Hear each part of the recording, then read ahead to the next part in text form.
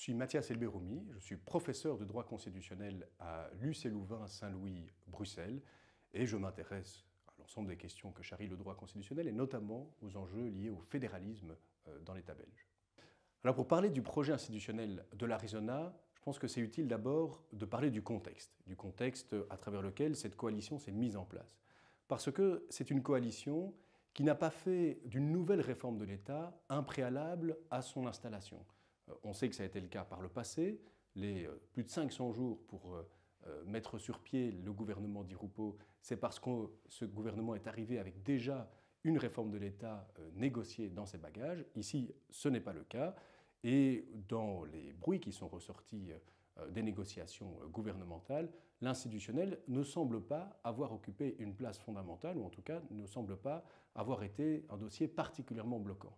Donc c'est un premier préalable, c'est d'observer qu'il n'y a pas d'emblée, dans cet accord Arizona, des éléments sur lesquels se serait accordé l'ensemble des partis qui forment la coalition pour constituer une 7e réforme de l'État.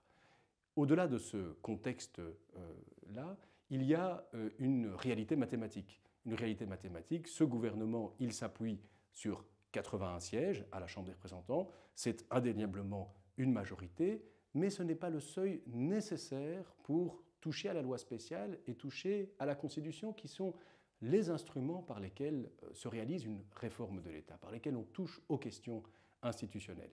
Il faut pour cela 2 tiers. 2 tiers, c'est 100 sièges à la Chambre des représentants.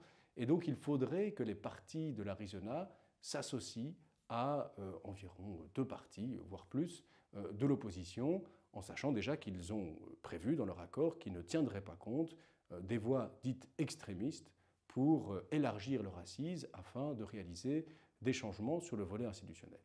Maintenant, ce qu'il faut quand même observer, et je vais d'abord évoquer cette question-là de la méthode, c'est que de ce point de vue-là, du point de vue de la méthode, il y a un changement par rapport à la Vivaldi. La Vivaldi fonctionnait comme un peu d'autres gouvernements précédents, sous l'idée d'avoir 2 ministres chargés des réformes institutionnelles, un francophone et un néerlandophone. C'était très classique d'assurer que les 2 groupes linguistiques puissent en amont préparer les textes et donc se mettre d'accord avant que le moindre texte ne puisse être discuté. Cette méthode, elle ne semble pas avoir fonctionné puisqu'il n'y a pas eu de véritable discussion communautaire sous la Vivaldi. Et donc l'Arizona change de méthode avec cette fois-ci non pas 2 mais 1 et le Premier ministre lui-même, ministre donc chargé des réformes institutionnelles. C'est lui qui va piloter la rédaction de textes sur les transferts de compétences, sur le financement des entités fédérées, en s'entourant d'un certain nombre d'experts, et c'est ces textes-là qui seront délibérés par les assemblées parlementaires pour éventuellement être adoptés et entrer en vigueur lors de la prochaine législature.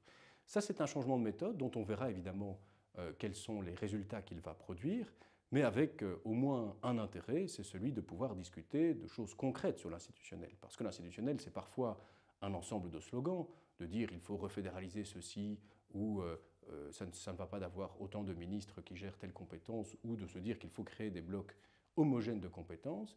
Mais à un moment donné, rédiger des textes plus précis permet de clarifier le débat. Qu'est-ce qu'on veut encore que l'autorité fédérale continue à gérer et qu'est-ce qu'on veut transférer aux entités fédérées? Comment on veut garantir le financement équitable des entités fédérées? Autant de questions qui seront plus précisées, qui seront concrétisées dans la rédaction de ces textes. Au-delà de cette méthode de confier au Premier ministre donc un rôle moteur pour les réformes de l'État, ce qu'il y a dans cet accord, c'est déjà quelques pas. Le pas le plus important en tout cas, celui dont on a plus parlé parce que c'est une avancée symbolique notoire, c'est la suppression du Sénat, assemblée qui existe depuis la fondation de l'État belge en 1830-31. Vous avez le Sénat qui on l'annonce, sa disparition sera décidée assez rapidement en vue d'une entrée en vigueur aussi pour les prochaines élections de 2029. C'est un changement qui sera non négligeable. On ne dit pas par quoi on va remplacer le Sénat, si on le remplace par quelque chose. On dit simplement qu'il sera supprimé. C'est vrai que c'est une assemblée qui avait du mal à trouver un nouveau souffle depuis que beaucoup de ses compétences avaient été supprimées dans le cadre de la 6e réforme de l'État. Mais si on supprime tout simplement le Sénat, la Belgique sera quand même un cas très particulier d'État fédéral où il n'y a pas cette 2e assemblée qui vise à rendre compte de la volonté des entités fédérées. Quand vous avez un Sénat comme aux États-Unis, l'idée c'est aussi d'avoir une assemblée qui représente la structure fédérale de l'État.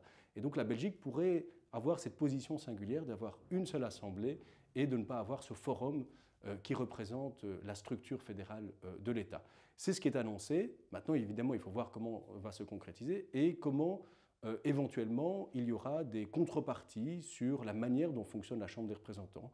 Est-ce que la Chambre des représentants va davantage intégrer la voix des entités fédérées? Est-ce qu'elle va prendre certaines missions que finalement le Sénat n'a jamais réussi à totalement assumer? Ça, c'est des projets évidemment qui doivent être concrétisés par l'Arizona et par les partis supplémentaires sur lesquels devra s'appuyer pour atteindre cette majorité des 2/3.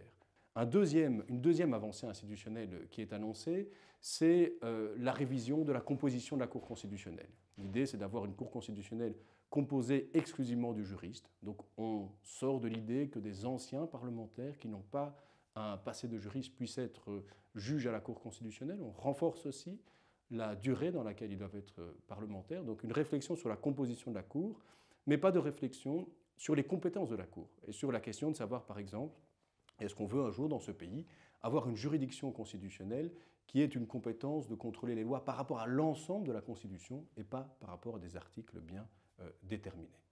Une troisième avancée institutionnelle qui est annoncée dans cet accord concerne ce qu'on appelle l'exercice asymétrique des compétences fédérales.